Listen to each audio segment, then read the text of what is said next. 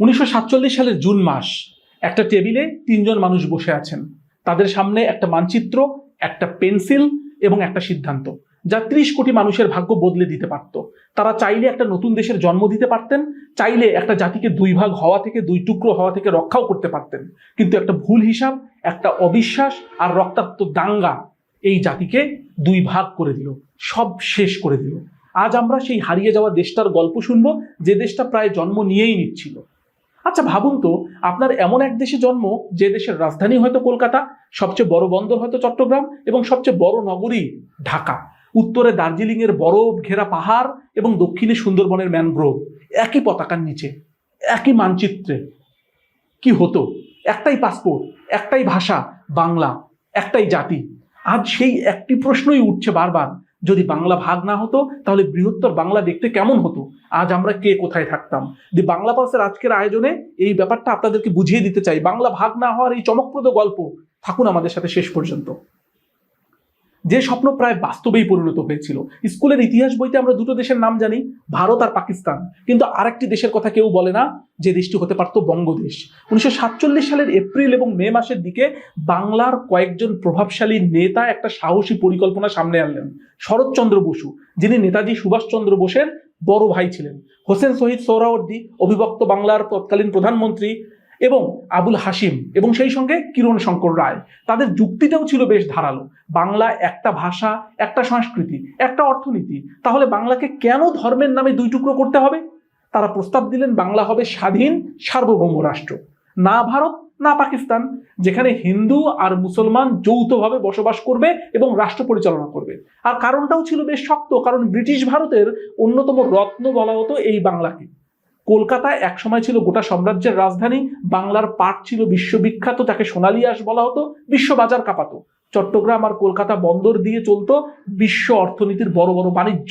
অনেকেই বিশ্বাস করতো বাংলা একাই পারবে, বাংলা একাই সোজা হয়ে দাঁড়াতে পারবে, বাংলা মেরুদণ্ড শক্ত করে টিকে থাকতে পারবে ভারত এবং পাকিস্তানের মাঝে।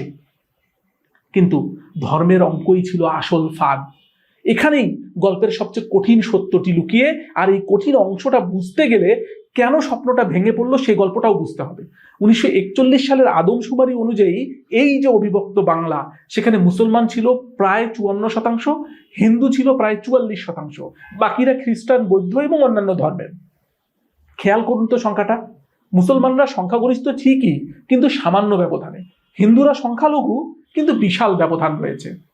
এই পাতলা ব্যবধানটাই আগুনের কাছে শুকনো খড়কে যেন কাছে আনলো। আর ভৌগোলিক বিন্যাসটাও ছিল খুব জটিল। পূর্ব বাংলা মানে আজকের বাংলাদেশ ছিল মুসলমান প্রধান, আর কোথাও কোথাও তারা ছিল 70%-এরও বেশি মুসলমান। আর পশ্চিম বাংলা, যেটাকে আমরা বলি পশ্চিমবঙ্গ, সেটা ছিল হিন্দু প্রধান।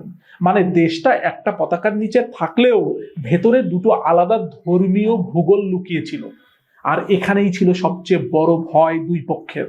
হিন্দু মধ্যবিত্ত শ্রেণী ভয় পেল সংখ্যাগরিষ্ঠ মুসলমানরা ক্ষমতা, প্রশাসন আর ভোট ব্যাংক দখল করে নেবে, আর মুসলমান কৃষক সমাজরা ভয় পেল জমিদার, ব্যবসায়ী আর শিক্ষিত শ্রেণী, যাদের অধিকাংশই হিন্দু, অর্থনীতির নিয়ন্ত্রণ তারা নিজের মুঠোয় রাখবে। ধর্মের এই অঙ্ক ছিল শুধু সংখ্যা নয়, এটা ছিল ক্ষমতা, জমি আর ভবিষ্যতের লড়াই। এবার বুঝতে চাই কেন স্বপ্নটা রক্তে ভেসে গেল। পরিকল্পনাটা তো দারুণ ছিল কাগজে কলমে, কিন্তু রক্তাক্ত হয়ে গেল কেন? দিল্লির কংগ্রেস নেতৃত্ব, বিশেষ করে নেহেরু আর প্যাটেল, এনারা আশঙ্কা করলেন যে একটা স্বাধীন বাংলা সময়ের সাথে সাথে পাকিস্তানের কোলে চলে যাবে। তারা পরিকল্পনাটা প্রত্যাখ্যান করলেন। আর অপরদিকে মুসলিম লীগের অন্যতম নেতা জিন্না একটা পর্যায়ে এই বঙ্গদেশ তৈরির ব্যাপারে রাজি হলেও তিনি বুঝতে পেরেছিলেন যে পশ্চিমবঙ্গের ভঙ্গুর অর্থনীতি যদি বাংলাকে কাছে পায় তাহলে তারা অনেক শক্তিশালী হয়ে উঠবে, কিন্তু তার যে সমর্থনটা সেটা ছিল শর্ত সাপেক্ষ আর দ্বিধাগ্রস্ত।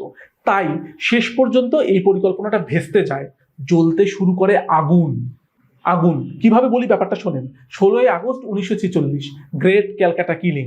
মাত্র কয়েক দিনের ব্যবধানে 4000-এরও বেশি মানুষের মৃত্যু ঘটল, রাস্তায় লাশের স্তূপ দেখা গেল।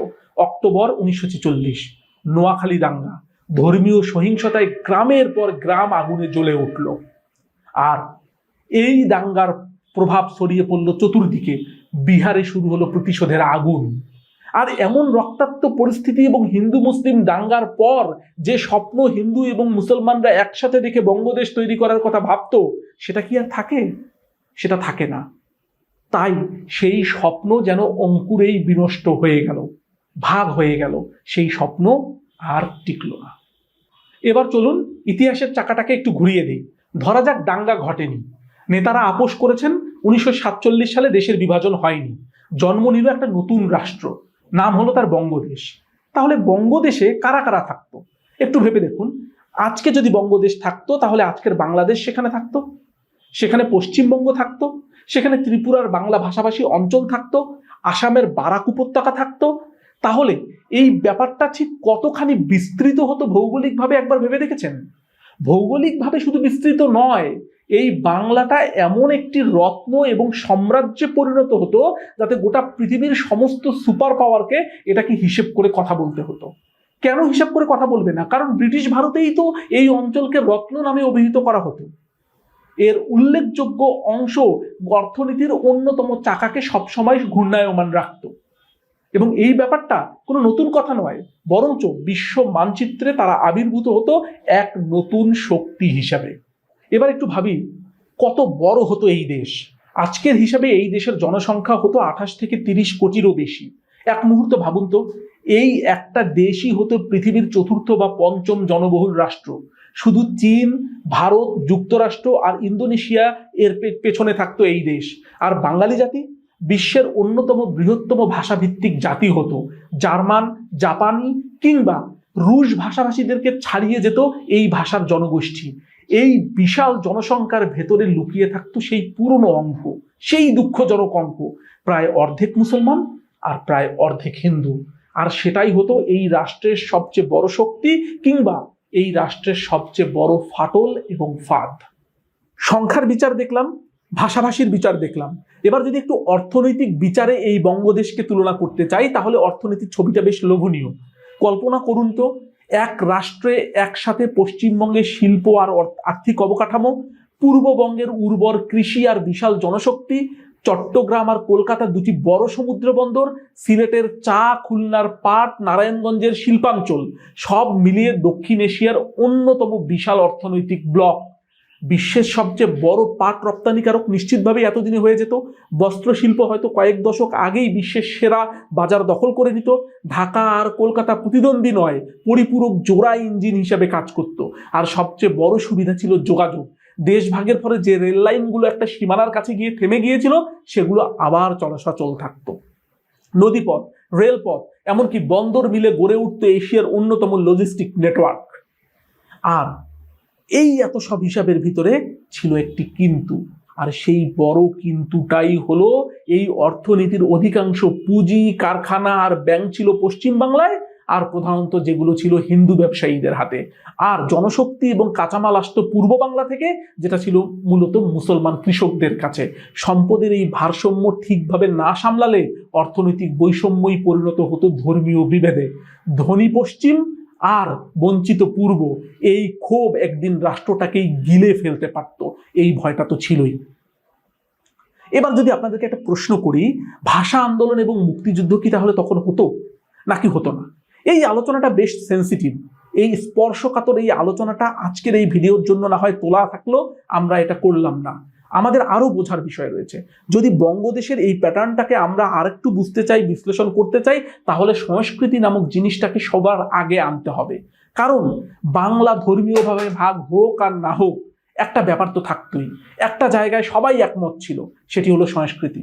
ভাবুন, এমন এক দেশ যেখানে রবীন্দ্রনাথ, নজরুল, জীবনানন্দ দাশ, সুকান্ত ভট্টাচার্য, শরৎচন্দ্র কেউ এপারের নন, কেউ ওপারের নন, সবাই এক জাতির, এক মানচিত্রের। আর এখন ধর্মের অঙ্কটা তখন উল্টে যেত শক্তিতে। নজরুল মুসলমান কবি লিখেছিলেন শ্যামাসঙ্গীত, রবীন্দ্রনাথ হিন্দু কবি গেয়েছেন মানবতার গান। একটা যুক্ত বাংলায় এই মিশ্র সংস্কৃতি হতো জাতির পরিচয়। বাংলা চলচ্চিত্র শিল্প হয়তো বলিউডের পাশেই দাঁড়িয়ে যেত। 30 কোটিরও এক বইয়ের বাজার তৈরি হতো, একটা সঙ্গীতের বাজার, একটা সিনেমার বাজার, বিশ্বের অন্যতম বড় সংস্কৃতির অর্থনীতিতে পরিণত হতো এই দেশটি। প্রশ্ন একটাই, কিন্তু এই দেশটি কি টিকত? এবার আসি একটা কঠিন সত্যে, এই রাষ্ট্র কি আদৌ টিকত? 1947 সালের বাংলা ছিল এক গভীর বিভক্ত সমাজ। মুসলমান প্রধান গ্রামাঞ্চল এবং হিন্দু প্রধান শহুরে মধ্যবিত্ত।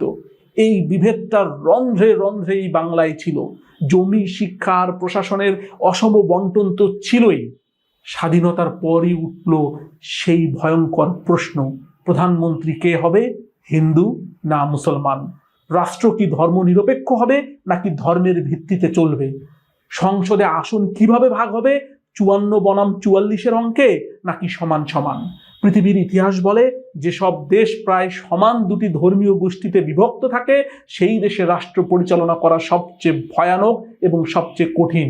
যেমন লেবানন ভেঙে পড়েছে গৃহযুদ্ধে, সাইপ্রাস ভাগ হয়েছে একটা ভুল পদক্ষেপ, আর বঙ্গদেশও সেই পথে হাঁটতে পারত। আরো একটি প্রশ্ন উঠত, ঢাকা না কলকাতা? মানে তারপর আঞ্চলিক যুদ্ধ, রাজধানী যদি কলকাতা হয় পূর্বের মানুষ কি নিজেদের দ্বিতীয় শ্রেণীর নাগরিক ভাবত? রাজধানী যদি ঢাকা হতো তাহলে পশ্চিমের মানুষ কি নিজেদেরকে ভিতরে অসন্তোষ লালন করত? ধর্ম, ভাষার উপভাষা, অর্থনৈতিক বৈষম্য আর আঞ্চলিকতা, এই চারটে ফাটল একসাথে চাপ দিলে সেই দেশকে আর রক্ষা করার কোনো উপায় থাকতো না। অথবা একটা শক্তিশালী ফেডারেল কাঠামো সুইজারল্যান্ডের মতো সব সামলে নিত। কেউ নিশ্চিত করে বলতে পারতো সেটা? বলতে পারতো না, কারণ ভূ রাজনীতির দাবার বোর্ড ততক্ষণে উল্টে যেত। একটা স্বাধীন বাংলা শুধু নিজের ভাগ্য নয় বরঞ্চ গোটা উপমহাদেশের খেলাটা বদলে দিতে পারত। সেই বদলে দেওয়াটা পাকিস্তানের জন্ম দিত পূর্বাংশ ছাড়া গোটা দুর্বল এবং ছোট্ট একটা দেশ ভারতের 7 সিস্টার্সে উত্তর পূর্বের 7টি রাজ্য মূল ভূখণ্ড থেকে প্রায় বিচ্ছিন্ন হয়ে পড়তো। আজও যে সরু শিলিগুড়ি করিডোর, যেটাকে আমরা চিকেন নেক বলি, সেটা দিয়ে ভারতের উত্তর পূর্বকে ভারত যেভাবে ধরে রেখেছে সেটা গোটা বঙ্গদেশের কোলে চলে যেত। আর বঙ্গোপসাগর, কলকাতা, চট্টগ্রাম আর বিশাল এই উপকূল বঙ্গদেশের জন্য হয়ে উঠত একটা ব্লেসিংস। ভারত, পাকিস্তান এবং চীন সবাইকে বঙ্গদেশের সাথে কূটনৈতিক সম্পর্ক বজায় রেখে চলতে হতো। হয়তো আজ বঙ্গদেশ হতো দক্ষিণ এশিয়ার সবচেয়ে গুরুত্বপূর্ণ ভূরাজনৈতিক খেলোয়াড়। যে আলোচনাটা আজকে বাংলাদেশ এবং ভারত নিয়ে আমরা করি, সেখানে যদি বঙ্গদেশ থাকতো এর শক্তির মাত্রা কোন জায়গায় যেত একবার আপনারা কল্পনা করে দেখুন, একবার ভেবে দেখুন কি হতে পারত। সব আন্তর্জাতিক পরাশক্তিরা এই বাংলাকে সমীহ করে চলতে বাধ্য হতো, কারণ জনসংখ্যা, কারণ সংস্কৃতি, কারণ অর্থনীতি, আর কারণ উর্বর মাটি এবং এর ভেতরে যে রূপ এবং রত্ন লুকিয়ে রয়েছে সেটা। 2026 সালের কথা একবার ভাবুন তো, আজকের এই সময়ে দাঁড়িয়ে বঙ্গদেশ আসলে কেমন হতে পারত। এবার যদি চোখ বন্ধ করেন তাহলে আপনার কাছে একটা ছবি খুব পরিষ্কার করে ধরা দেবে। সেই পরিষ্কার ছবিটার ভেতরে যা দেখতে পাবো তা হলো অর্থনীতিতে বিশ্বের শীর্ষ 20-25টির ভিতরে বঙ্গদেশ একটি। ঢাকা আর কলকাতা যমজ অর্থনৈতিক রাজধানী। এবং একই সঙ্গে আমাদের যে বিষয়টি সবচেয়ে গুরুত্বপূর্ণ হিসেবে দেখা দিত সেটা হলো ক্রিকেট বিশ্বে দুটো আলাদা দুর্বল দল নয় বরঞ্চ একটাই দল হয়ে থাকতো, যেটা হতো বাংলা দল, বঙ্গদেশের দল। সেই হিসাবটা বেশ পরিষ্কার। এছাড়াও একটা পাসপোর্ট নিয়ে আপনি আমি কক্সবাজার থেকে দার্জিলিং, সুন্দরবন থেকে শিলচর সব অবাধে ভ্রমণ করতে পারতাম, কোনো পার্থক্য থাকতো না। অর্থাৎ বাণিজ্য, অর্থনীতি, যোগাযোগ ব্যবস্থা, এমনকি আরো পৃথিবীতে যত ধরনের শক্তি রয়েছে, ভাষাভাষী এবং জনসংখ্যা, উর্বর কৃষি, সবকিছু থাকতো এই বঙ্গদেশে।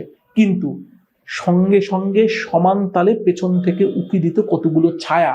সেই ছায়াটা ছিল 30 কোটি মানুষের চাপ, জলবায়ু পরিবর্তনের ডুবন্ত উপকূল, নদীর পানি ভাগাভাগির রাজনীতি, আর সবার নিচে করুণ সত্য, অর্ধেক ধর্মীয় ভারসাম্য, যা সামলানো হতো প্রতিটি সরকারের জন্য সবচেয়ে কঠিনতম পরীক্ষা।